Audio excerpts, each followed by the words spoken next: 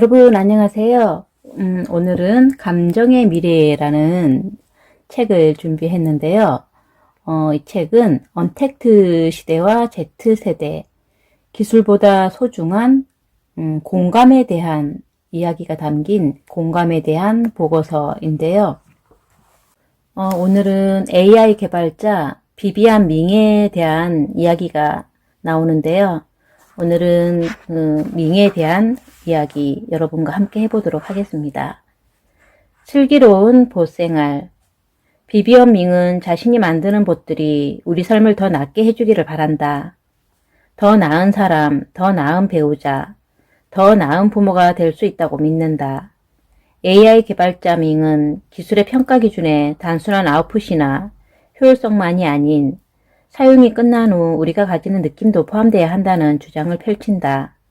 그녀는 내게 트랜스젠더 여성이 된 35살에야 비로소 인생이 시작됐다고 말했다. 어렸을 때부터 밍은 자신이 신동이고 노벨상을 받을 줄 알았다. 부모님은 머리가 좋았기에 딸도 당연히 그럴 거라고 기대했다.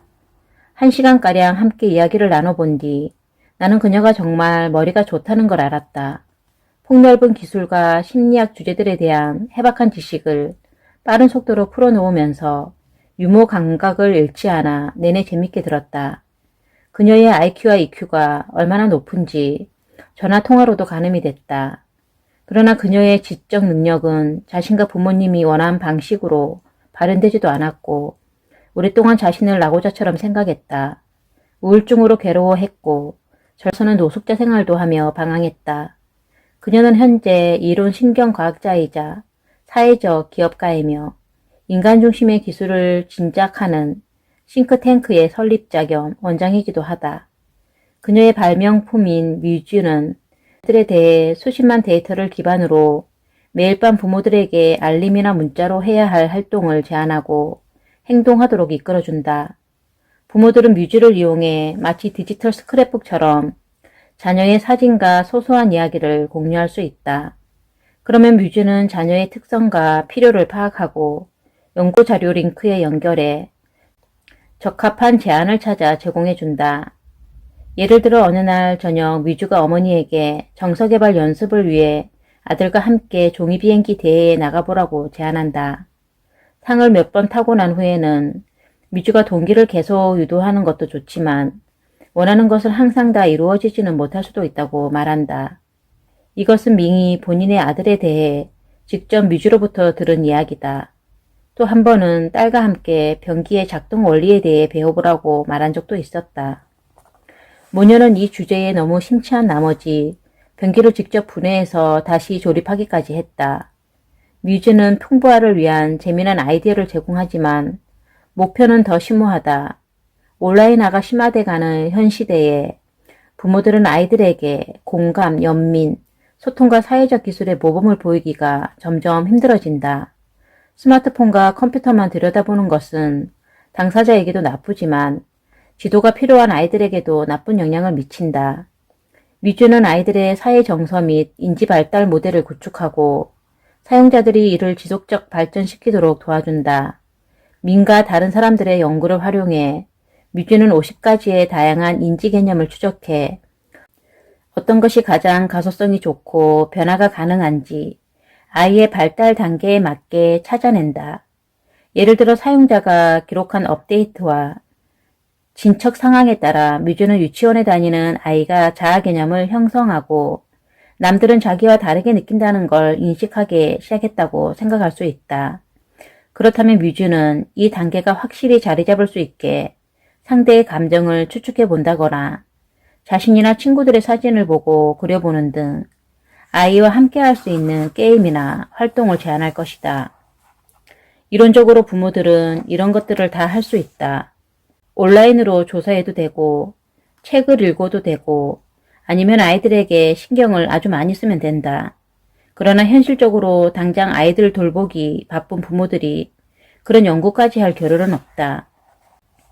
밍은 뮤즈가 신경과학 이론과 인지 풍부화를 관리하기 쉽게 해주기를 바란다. 그러나 뮤즈의 제안은 부모가 행동으로 옮겨야만 실현된다. 나는 밍에게 만약 기술이 아이들의 두뇌 발달에 미치는 긍정적 혹은 부정적 영향에 대해 그녀의 부모가 알았더라면 그녀 자신의 삶이 어떻게 달라졌을 거라고 생각하는지 물었다. 미주가 밍의 부모에게 뭐라고 말해줬을까? 결국 저를 바꾸게 만든 목적의식과 감성 지능 같은 것에 초점을 맞출 겁니다. 그러나 그녀의 관심을 더 끈 것은 자신의 진짜 인생이 10년 전에만 시작됐더라면 어떤 가능성이 열렸을까 하는 것이었다. 발전하고 있는 새로운 기술, 특히 부모와 자녀의 관계에 관한 기술의 적절한 수준에 공감을 접목하는 것이다. 그러려면 방대한 양의 데이터를 수집해야 하지만 밍의 가족과 직원의 사례도 충분히 강력한 증거가 된다. 밍과 함께 소커스의 초대 자문으로 일하고 있는 불불 굽타는 자신을 포함한 뮤즈 사용자들이 마치 뮤즈가 들여다보고 있는 것처럼 느낀다고 말했다. 굽타는 당시 6개월째 가족과 함께 뮤즈를 사용 중이었는데 자신이 밍과 함께 고안한 앱과 커뮤니케이션 메커니즘에도 불구하고 앱과 공감대가 형성되는 느낌이었다. 굽타가 뮤즈로 인한 변화에 대해 내게 말했다. 매일 문자와 질문을 받습니다. 그리고 부모로서 누군가 나를 지지해주는 느낌이 들어요. 누군가 나를 지켜보고 좋은 아이디어와 조언을 해주는 것 같죠. 매번 그럴 때마다 숨통이 트이는 기분입니다. 나는 굽타에게 뮤즈가 공감하는 듯한 느낌을 주기는 하지만 실제로는 도구에 불과한데 그런 앱을 사용해도 사용자들이 변화를 체감할 수 있는지 질문했다. 기술 사용 후에 삶이 더 나아지는지 그 부분이 사실 제일 중요했다고 그녀는 내게 말했다. 그날 아침도 굽타는 딸을 학교에 태워다 줬는데 등굣길 차 안에서 갑자기 슈퍼히어로 이야기로 대화가 흘러갔다. 딸은 자신이 특수한 능력이 있다고 믿었고 친구들과 그런 대화를 나눴다며 신이 나서 이야기했다. 부모라면 대부분 사랑스러운 추억 정도로 여기겠지만 굽타에게는 또 다른 이유로 그 일이 종일 레디에서 떠나지 않았다. 아이들이 설명하는 슈퍼히어로의 능력은 사실 어른들에게는 기술의 힘과 같다. 아이들이 하늘을 무동력으로 날 수는 없지만 기술 발달로 제트팩과 하늘을 나는 자동차 플라잉카는 그 어느 때보다 현실로 다가와 있다. 그녀는 내게 미래에 대비하는 부모로서의 자세에 대해 말했다. 미래의 세상이 어떨지, 특히 우리 아이들이 어른이 됐을 때 어떨지는 더더욱 알 수 없습니다. 제가 할 수 있는 최선은 위대한 미지의 세상과 점점 커지는 미래의 불확실성에 대비해 아이들을 준비시키는 것이고 스스로 길을 개척해 나갈 수 있게 도와주는 겁니다. 아이들을 미래에 대비시키기 위해 그녀가 진정으로 할 수 있는 유일한 일은 아이들에게 가장 자기답게 행동하는 법을 가르치는 것이라고 그녀는 말한다. 그리고 거기에는 성장 마인드 및 사회 정서 학습을 일상화하는 것 등이 포함된다. 만약 거기에 보세의 도움이 약간 필요하다면 그게 그렇게 해로울까?